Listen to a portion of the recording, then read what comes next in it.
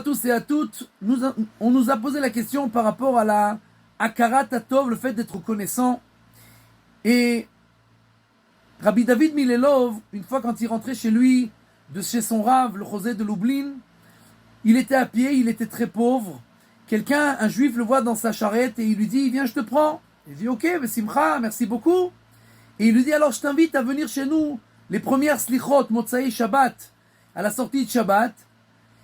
Viens chez nous faire les slichot ». Il dit je le prends, ça ne veut pas dire que je dois aller faire les slichot chez lui, hein. J'ai déjà fait une bonté, ça suffit.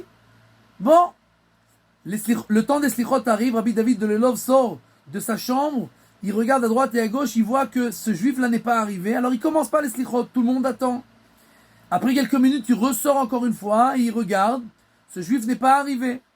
La troisième fois, il ressort et ce juif est justement arrivé, et alors ils ont commencé les slichot, et c'était une très bonne ambiance, et les gens ils se sont vraiment renforcés, c'était extraordinaire.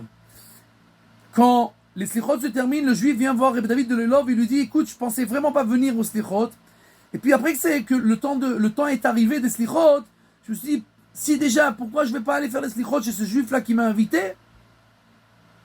Et Rabbi David de Lelov lui dit, et sache que je t'ai pas invité pour rien, je t'ai invité parce que je me ressentais tellement redevable en face de toi que tu m'as pris, que je voulais te rendre, je suis obligé de te rendre. Donc je t'ai invité pour que tu te renforces et que tu prennes avec toi cette bonne sensation que tu as eue dans les slichot. Et c'est pour ça que nous voyons que dans l'âme du juif, il y a l'obligation de se sentir redevable pour chaque chose qu'on nous fait. C'est pour ça que par exemple, quelqu'un, il y a écrit dans la Gemara, un juge, que quelqu'un est venu à côté de lui, qui lui a, hop, il a fait comme ça pour faire dégager un oiseau qui était à côté de lui, ou alors il lui a enlevé une plume qui était sur son habit.